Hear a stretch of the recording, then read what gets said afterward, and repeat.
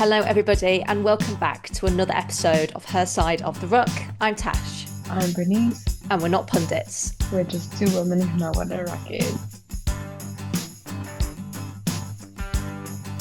Well, we are ploughing through the Greatest Rivalry tour as the All Blacks faced the Hollywood Sharks last Tuesday and faced the Vodacom Bulls at the weekend ahead of their first test against South Africa.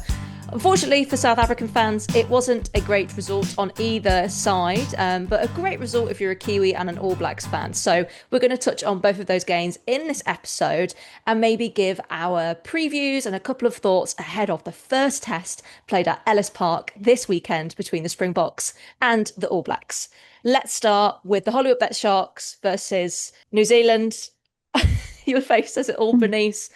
For people who may have just come to our channel, by the way, Bernice is a die-hard Sharks fan, die-hard. So this wasn't the most favourable result for you, but let's start with a positive. The hacker Mm. intro. What a spectacle! I was so impressed with that, and I feel like that will go down as one of the most legendary moments in rugby. And there was just some, like, I sat down and I was like, what's happening? And I think it's the coolest thing ever. I think if there's one thing that the Sharks know how to do it, they know how to market rugby. Yeah. Yeah, playing rugby is a different story. And when you said Bernice is a diehard Shark supporter, I was like, don't say it that loud, man. People can hear you. No, I'm kidding. Like, obviously, you do support your team in like the good and the bad times, but yeah, Yeah. it just wasn't a very good performance. But I think in terms of like the spectacle and the atmosphere, that was all great. And the whole thing of Manonu and what they made of it, I thought that was something very special. I think for both teams, but yeah, it was just a dominant performance from the All Blacks.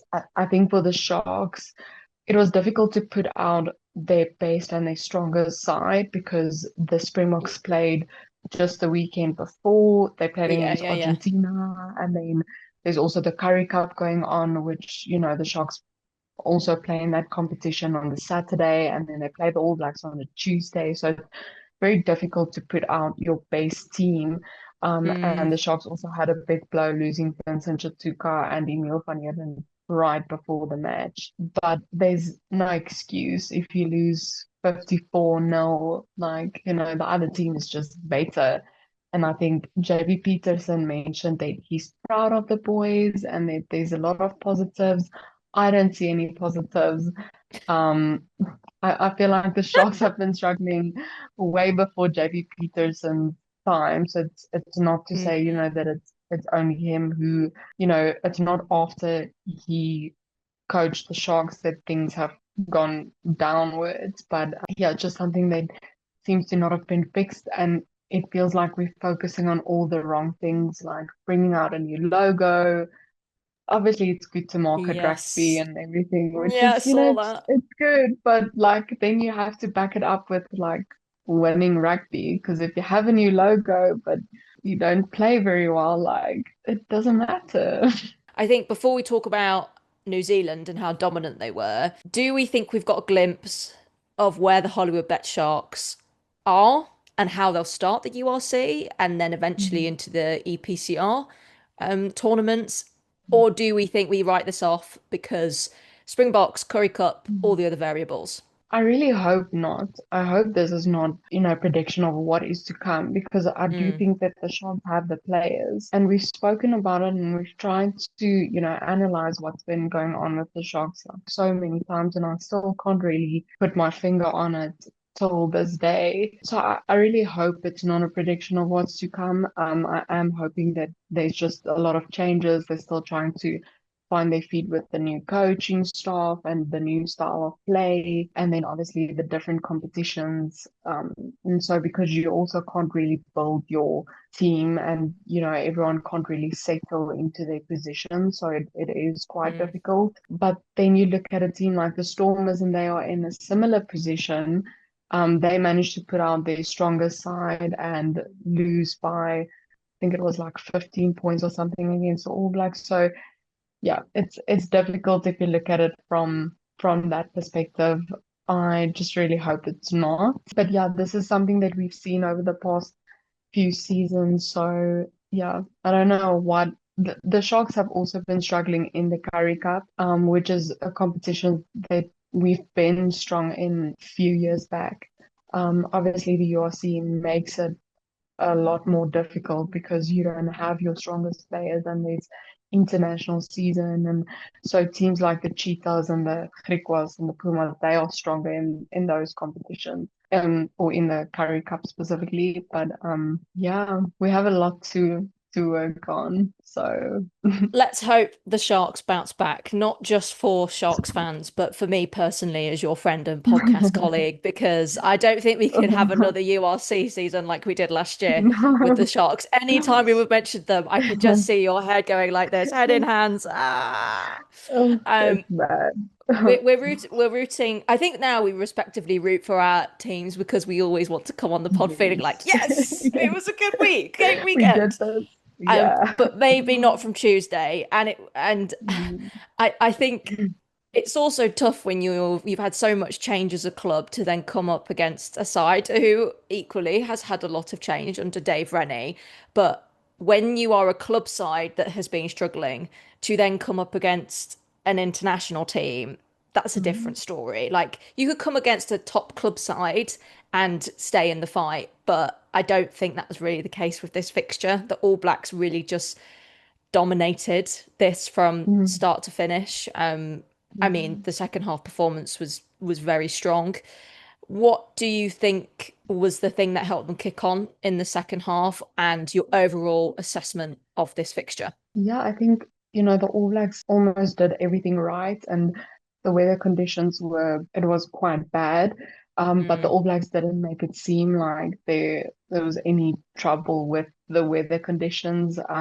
Yes, they made handling errors here or there, but I think in terms of the overall match, and if you look at how bad the conditions were and how badly the Sharks, I think, handled the conditions, I think the All Blacks can be quite proud of their performance. And I think the All Blacks showed a lot of resilience in that match. Like every time something seemed to go wrong, they would just bounce back and make another plan. So I think that's something that, is important for them to practice in the matches against the provincial teams because they would need yes. it against the Springboks, and vice versa, obviously. But the All Blacks, first of all, they fixed their discipline. Against the Stormers, they conceded like 16 penalties, and their forwards also struggled at scrum time. Whereas in this match, they actually, I felt like, had the upper hand at scrum time, and the penalty count was roughly half of that, and they didn't receive any yellow cards. Yeah, So I think that's a big that's improvement. something, yeah, definitely big improvement. I think they used their kicking game well. In weather conditions like that, it's always difficult to play attacking rugby. Even though they made it seem very easy. But yeah, I think this was probably one of the most interesting aspects of their performance. They weren't just throwing the ball around. I felt like Bowden Barrett and Damien McKenzie really used their kicks very intelligently, and they just played intelligent rugby. Mm. And then lastly, I felt like they attacked from different parts of the field. So we have spoken about it in the past and said that their attacking play has so much variety. But yeah, they scored through kicks, broken field running, quick hands. It was just good rugby to watch. Whether you a neutral or a Kiwi fan, like it was good rugby. Yeah. They eventually scored 8 tries, which obviously there's two sides to it. Their attack is great. The Sharks' defense was poor. I also felt like the Sharks had opportunities, but they just couldn't convert. They put up multiple phases and just couldn't really do anything with it. And the Sharks seemed to have really struggled in this match, whereas New Zealand made it look quite easy. So, but yeah, I think overall a dominant performance from New Zealand and just a good performance where they managed to fix a few things that they needed to. Yeah, again, the benefit of a rugby tour, you could always have a slow start, or we Mm, described last week the clash against the Stormers as a clunky one. And that's the mm, benefit of New Zealand getting the reps under their belt, particularly with new head coach. We have seen newer players in. I mean, there are some very established players who you've already named, the Barrett brothers, Damien McKenzie, Will Jordan, all players that we've seen time and again in an All Blacks jersey. But for someone like Leroy mm, Carter, for example, the start of this tour has, if anything, consolidated his place in mm, the All Blacks back line. I'll touch on him a little bit from the Bulls match on the weekend, but I think it gives an opportunity for these guys to put their hands up and say, "Pick me for the Test match. I want to play against mm, the Springboks. I've shown that I'm good playing at altitude or in different weather conditions. And at this time mm, of year, you don't know in the southern hemisphere, your winter, you don't know what type of weather you're going to be getting. So you've got to mm. be prepared. I would say though, it's much better to play rugby in a bit of drizzle than it would be to play on rock hard grass like it is in the UK. Oh, The RFU are looking at actually delaying some of the club grassroots season oh because wow. basically you look at grass anywhere in like particularly the Mm. south of England and it's literally like hay, like rock Oh, hard fields. Imagine playing rugby on that. I know oh some no. people have had to, but it's not the Yeah, nicest. So I think as a player, you would no. be much rather playing in the conditions in South Africa right now. Mm. Shall we move on to the Vodacom Bulls match versus the All Blacks? Mm. 1950, three tries for the home side and eight again for New Zealand. The Bulls level the same number of tries that the DHL Stormers scored against the All Blacks in the first club, I suppose, head to head. But what do you think Mm. was the difference between the Bulls and the Stormers in this game in terms of how they scored their points? I think, yeah, I think it's interesting because I think the Stormers play a very similar style to the All Blacks, and it shows in the score that the Stormers put up against them and the way that they lost with not that big of a margin. Whereas the Bulls play a lot with their set pieces and, they love to play physically. And I think the All Blacks it feels like the All Blacks made a conscious decision and it's part of their game plan in this tour that they're not going to go into physical contests with the South African teams, especially like the Sharks and the Bulls. So I think that to me was probably the biggest factor, the biggest difference between the two teams is just the Stormers played with, ball in hand, whereas the Bulls also tried to be physical against the All Blacks, and the All Blacks just didn't engage in that or just didn't entertain that. They stuck to their game plan and what made them good. And yeah, ultimately it shows again on the scoreboard. You called it last week that you thought this was going to be one of the more challenging games that the All Blacks would face Mm. ahead of the Springboks. Do you think that prediction translated into what we saw on the field? No, not at all. I thought it was going to be a closer contest, and also seeing that the Bulls brought in Ulrich Louw and Jan Grobelaar, just I think it was 2 or 3 days before they announced their squad. I was like, oh my goodness, this is going to make such a big difference. And they had Marcel Yeah, sure. Garcia and they had multiple Springboks in their team. So Mm, I actually thought the Bulls would be the team that comes the closest to actually winning the All Blacks. Not that I I thought they would win the All Blacks, but I thought that the margin would be within 5 to 10 points. So I think when the All Blacks scored the first 3, 4 tries, I was quite shocked and I was like, this is not the game that I expected at all. And I don't know if the All Blacks caught the Bulls off guard with the way that they yeah. played and how quickly they played. But yeah, I think the Bulls weren't completely out of the game, but against a team like the All Blacks, with the All Blacks being up 24-0, like it makes it so difficult to come back into the game. Yeah, it And does. once the Bulls gained any sort of momentum, the All Blacks would just either retaliate or the Bulls would make a mistake, or try would be disallowed. So yeah, it was definitely not the match that I expected it would turn out to be. And I was actually very adamant to go and watch the game at Loftus, and then eventually plans didn't work out that way. And Mm. yeah, I'm not mad about it. Yeah, no. Um, As you mentioned, a disallowed try for Hamro Liebenberg. Oh, I think it is his first run out in a Bulls jersey since he's left Leicester Tigers. I'm so sad he's left Oh, Tigers. I mean, I totally get it. Like he wants to go back with yeah. his family. He's got young Mm, children. Totally fair. He's a huge gain to the Vodacom Bulls. mm, Big loss to Leicester because he can play back row yeah. and second row. So a shame for him that he didn't get on the scoreboard on that occasion. But yeah, when you're 24-0 down after 40 minutes, it is a mountain to climb. I can't think of many games off the top of my head where teams have managed to claw back that deficit in a second half. So it just seemed Mm, like the Bulls were under constant pressure. And yeah. yeah, we saw high tempo rugby from New Zealand once again. Is that new to us? Probably not.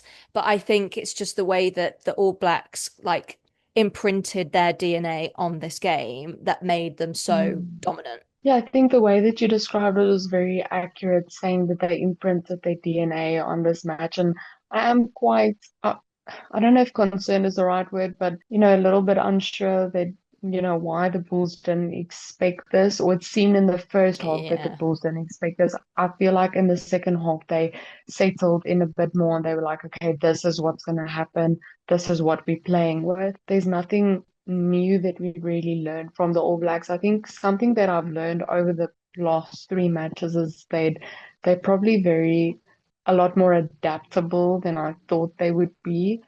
So I think it's going to be interesting to see how this carries over in the matches against the Springboks because yeah, they were physical when they needed to be. They used their attacking rugby when they needed to be or when they needed to. So yeah, I'm quite excited for the matches against the Springboks. I do still, I don't think that I think it's good to, practice your skills and to practice your combinations as a team. But I think Mm. playing against another international side is obviously a whole different ball game. Yes. So I'm excited for the first taste, and I actually don't really know what to expect from the first taste because I know there's talks that is Rossi holding back some of his plans? Did he show everything against Argentina? Is he holding some of it back because he don't want to expose too much? And the same can go for the All Blacks. Is Dave Rennie, does he have a lot of plans up his sleeve which he's not showing now? And is he going to come up with a whole different game plan? Or is this what we're seeing from the All Blacks, exactly what we can expect from them? So yeah, I Mm. think the All Blacks can be very proud of themselves with how the tour has gone so far. I don't think there's been any real surprises except for this match. And I'd say probably the margins of the last two matches against the Sharks and the Vodacom Bulls. But I think the All Blacks can be very proud of their performances. I'm not gonna lie, I think it would be concerning for the All Blacks if they had lost or Yeah, drawn against any of the South yeah. African club teams, particularly because of how many Springboks have been in Yeah. rotation in Razzie's side over Mm, the last 2.5 months.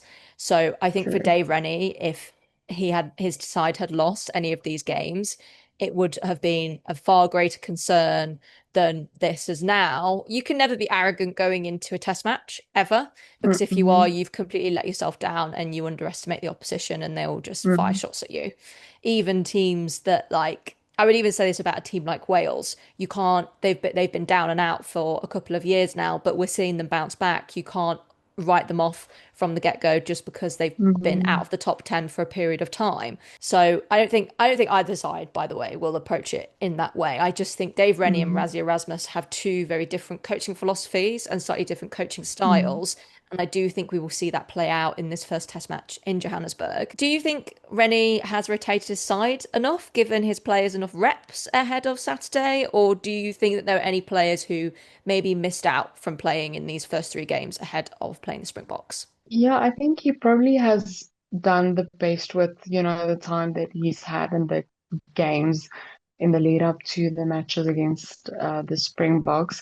I think the players that did play, they used the opportunity very well and showed Dave Rennie what they got. I think they played with a lot of freedom, which is obviously not, necessarily the case against an international team, and there's a lot more pressure on you. But I think if you are a debutant or if you don't have many caps behind your name, it's still very, there's still a lot of pressure on you. So I think Mm. regardless of, whether you're a debutant or how many caps you have, there's still a lot of pressure because, as you've mentioned, you do want to get selected against the Springboks or just international teams in general. But I think with the matches that he had and the time that he had, I think he did rotate them enough in terms of how the team will look like on Saturday. I'm definitely not sure, but yeah, I think that's also what makes it interesting. And even on our side, I'm not sure Mm. how that will look like,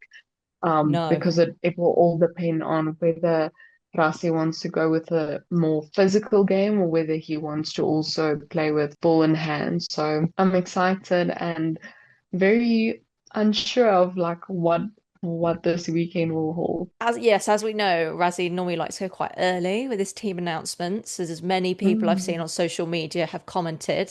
He's not gone early this week. So let's yes. touch on who we would like to see in our All Blacks and Springbok squads. And we are recording this Monday early evening time, so there's been no team announcements as of yet. So this is purely who we think has put their hand up to be included in the squad selection and who we'd also like to see play and get an opportunity to play in that first test match in Johannesburg. I think based on how this past week has gone for the All Blacks, Leroy Carter, he also, when he debuted for the All Blacks, which was in the Rugby Championship in 2025, I'm pretty sure he scored on debut. Mm, I think it was a walk-in for him. I mean, it was a very well-worked try by the All Blacks, and he was just on the wing to mm, finish it. But he's really stepping up for me. Anton Segner, I think he had a very good performance this weekend. He could be somebody we see in the squad. The Barrett brothers, obviously, Damien McKenzie, I feel like those are very, very, very, very well established names. They are game changers when they're wearing an All Blacks jersey. And Ruben Love, I don't think many people are going to mm, take away his test start at fly half. I just love his vibe as well. I mm, think we will see a Hurricanes heavy All Black side just because of how good they were in Super Rugby in the season just gone by. And we saw that in the initial selections for the All Blacks, I think, during the Nations Championship over the summer in the Northern Hemisphere, your winter mm, down in the Southern Hemisphere. So I would say those are names that definitely stand out to me. But I totally agree with you. I think it depends on what style of rugby Dave Rennie and Razzie Erasmus opts for. In terms of that, is he going to pick a Hondre style game at 10? Lots of kicking, lots of tactical kicking, rather than someone like Sasha who's quick, ball in hand. Because I don't think his selection behind the pack that Razzie chose against Argentina was necessarily the choice that I would first pick. I mean, I'm mm. not Razzie Erasmus. I don't know what goes on that man's brain. But when we've Yeah. seen Sasha start at 10 previously, it's not always the pack that we saw against the side that started against Los Pumas. But then Razzie was giving Sasha a run out at 10 to start ahead of this tour because he'd been injured. Eben, Sia, but obviously Sia's now injured. We don't know if we'll see him again. And I think, to your point, it really will depend on the style of rugby that he wants to go for. Is he going to try and match flair for flair, or is he going to go, I'm going to go power, really hard, major bomb squad, nuclear bomb squad almost, and just try and Mm. punish the All Blacks at set piece time? Or will he front up in terms of a more expansive style of game? And I think the players that he will select will give us an indication into those tactics. Yeah, I agree. I think you'd almost have to wait for the team that he selects to know what type of style he wants to play over the weekend and what the game plan would be. But yeah, in terms of the All Blacks, I agree with you on all those players, and I think we would probably see all of those players in the team, if Mm, not some of them, or if not all of them. I've been very impressed with Leroy Carter. I yeah. think since he played provincially, I was just like, oh, this guy has so much talent and such potential. I really hope he gets selected for the All Blacks one day. So I've been very impressed with him, and I'm really glad that he gets the acknowledgement because I feel like he deserves it. I've also been very impressed with, I do think his name is Narawa, but I can't remember exactly. But yeah, he played number 23 over the weekend. But yeah, I've always been very impressed with him. So yeah, it's going to be interesting to see what Dave Rennie does with the team selection. I think with Rassie, who I'd like to see in the team is Andre Esterhuizen, Ethan Hooker, Yeah. and Yeah. I also feel like Cobus Visa in the front row. I do think Mm. you'll see your all-time favorites like Pieter Steph Toy, maybe Jasper Wiese, those type of players. But I just love Cobus Visa's style of play, especially on lock position, because I think he's that type of lock that we really need. And if Eben is not there, then we definitely need a player like Cobus Wiese. I'm going to make a prediction. It's not necessarily who we want to see or who we think would fit the game the best, but I Hmm. I think Rasi will choose Sasha as his 10, but yeah, we'll have to wait and see. I'm also interested to see who Rasi will pick on at the number 15 jersey because it felt to me like Fassi has been really struggling in the number 15 jersey over the past few matches. I don't know Mm. exactly what it is, but yeah, especially under the high ball and just with some passes and so forth. Or if he does choose Fassi in the number 15 jersey, I'm really hoping that he has a much better match and then, it was just a dip and something that he can recover quickly from. But yeah, I think once the team is out on Thursday, we'll probably have a better idea of where the match will be headed to in terms of gameplay. Absolutely. Should we give a score prediction? Oh, I mean, we can. I haven't thought about it that much, but let's do it. I mean, it is early in the week. I think maybe we should give an updated score prediction down in the comments on Thursday when the teams come out, because then I Sure. feel like we'll have be able to have a more informed idea of how the game could Yes. unfold. But again, we'd be clutching at straws. It's test level rugby. You don't know what will happen. Anything could happen. I think because it's the first test on South African soil, I do think it will favour South Africa, but marginally, just because the All Blacks have had dominance in terms of the club games. They've had more reps, more playing time. But I think you look at how good South Africa were in terms of the teams that they really did kind of like steamroll over during the Nations Championship. So I don't see the Springboks losing, but I think it will be one of the closer tests, if not slightly clunky in parts for Mm, both teams. I don't think it will be the smoothest test match out of all of the yeah. four that we will see on this tour. I actually think the final test in Baltimore will be the tightest but the best performance because the sides will be Mm, well oiled, they'll be used to playing against each other's tactics, etc. I think this will be the closest but less well oiled, and then the next two in the middle it will go one way or another more so. Like I feel like the All Blacks, they have such a big support in Cape Town. I think they will win at the DHL, and then I think the Springboks will win the third South African test, and then it could come down to the wire in Baltimore. But on this occasion, I do think the Springboks will win at Ellis Park. It is steeped in so much history between these two sides, particularly with the 1995 World Cup win. Yeah, I think it's going to be close. I'm going to say 3 points actually in it. And I'm mm. going to say it's going to be within like 20s, mid 20s in terms of score Yeah. lines. I think there'll be quite a few tries. And because it's the first one, I do think there'll be a yellow card to each side. Okay, I like that prediction. I think it's gonna be quite accurate. I'll give a score prediction straight off the bat. I'm gonna say 27-22 to the Springboks. I also think the Springboks will win, but I think, you know, also having watched the Springboks play against Argentina in the last match was a bit all over the place and we made some silly mistakes, and I think this game will probably go the same. Mm. Just because it's been 2 weeks since the Springboks have played, and obviously there's going to be a lot of added pressure to this match, and it's the first taste, and yeah, there's just a lot of factors. But yeah, I think the Springboks will still walk away with a win. I'm hoping.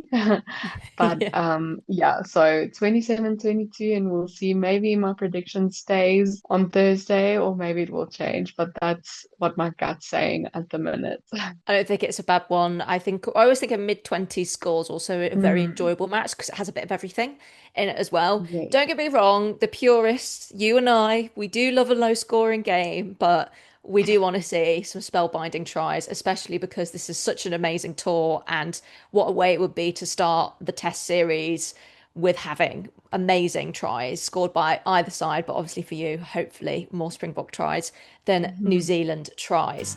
That's all we've got time for on this episode of Her Side of the Ruck. If you have any predictions or thoughts on anything that we have discussed in this episode, please let us know down below. We love to hear from you. It's always great to have you with us.